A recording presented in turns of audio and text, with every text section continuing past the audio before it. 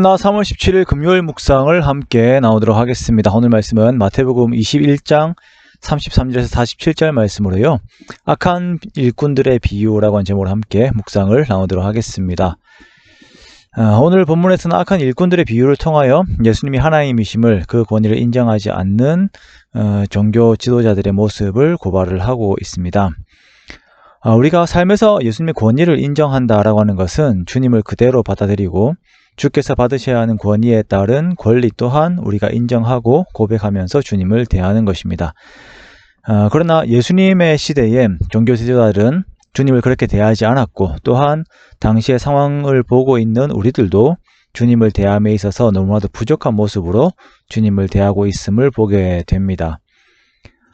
바리새인들과 종교 지도자들이 주님께 무슨 권위로 이런 일을 하느냐, 즉 성령 청결 사건을 두고요, 무슨 권위로 이런 일들을 하느냐의 그 질문에 대한 그 해답, 그 두 번째 비유가 오늘의 비유입니다. 예수님의 권위를 묻는 종교 지도자들에게 들려주신 두 번째 비유는 포도원의 악한 일꾼들에 대한 비유입니다. 포도원 주인이 포도원을 만들고 세를 주고 멀리 떠났습니다. 그리고 여기에서 일을 하고 있는 일꾼들은 이스라엘을 말하는 것이죠.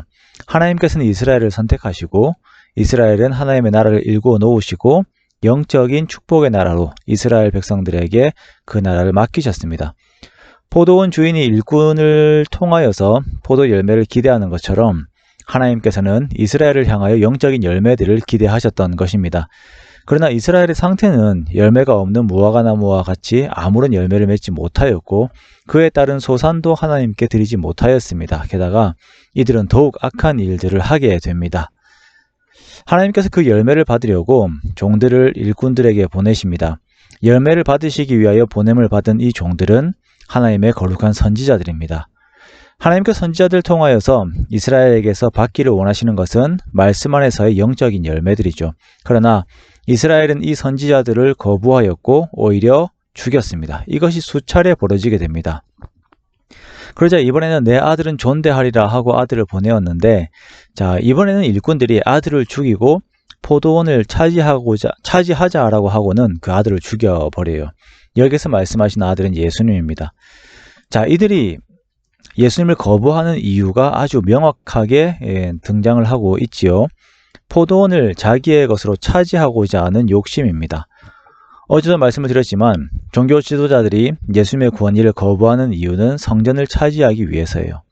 그곳으로 인하여 주어지는 자신의 영광, 자신의 금전적인 이익, 사회적인 위치를 위해서 예수님의 권위를 무시하려고 하는 것입니다. 오늘 비유에서도 분명하게 말씀을 하십니다. 아들을 죽이고 우리가 포도원을 차지하자. 참으로 악하지요. 그런데 가만히 보면 우리들의 삶에서도 너무나도 많이 반복적으로 일어나고 있는 상황들이에요.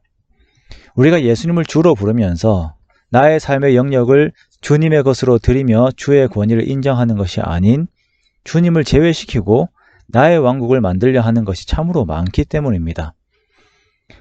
우리 삶의 영역에서 주님, 이 영역은 제 것입니다. 건들지 마십시오. 침범하면 안 됩니다. 라고 말을 하면서 내 영역에서 어떠한 부분은 주님의 이름을 지우려고 하는 곳이 있지는 않습니까?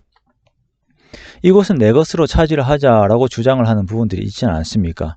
돈, 명예, 이성, 쾌락, 명성, 혹은 나의 꿈 등 여러 부분에서 주님을 배제하고자 하는 곳이 있지 않습니까?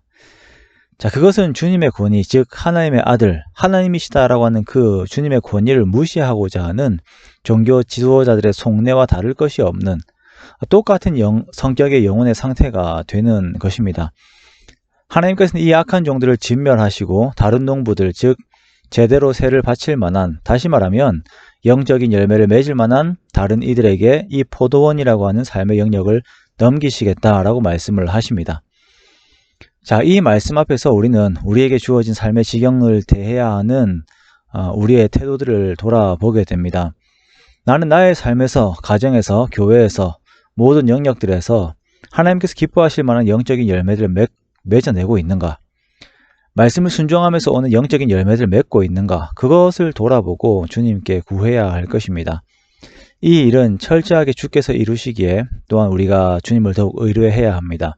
42절 말씀에 버림받은 돌이 모퉁이의 머릿돌이 되신 예수님으로 인하여서 세워지는 새로운 하나님의 나라를 예언을 하고 있습니다.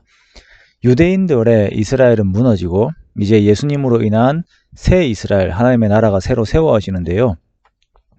자, 그 나라는 철저하게 예수님의 선하시고 능력 있는 통치 안에 있고 우리는 성령님 안에서 주의 권위를 인정하고 주께서 기뻐하신 열매를 맺어내는 것입니다. 이것이 하나님 나라의 속성입니다.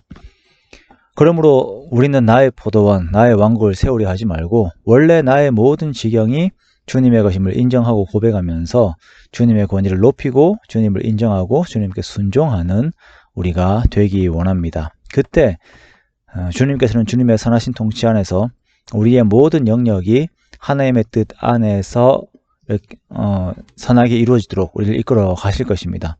우리가 그것을 보며 함께 기뻐하는 것입니다. 그러므로 우리들의 모든 상황에서 주님을 인정하는 우리가 되기 원하며 예수를 주라 부르는 자답게 주의 뜻을 행하고 순종함으로 주의 권위를 높이는 저와 여러분의 복된 삶이 되시기를 주님의 이름으로 축원합니다.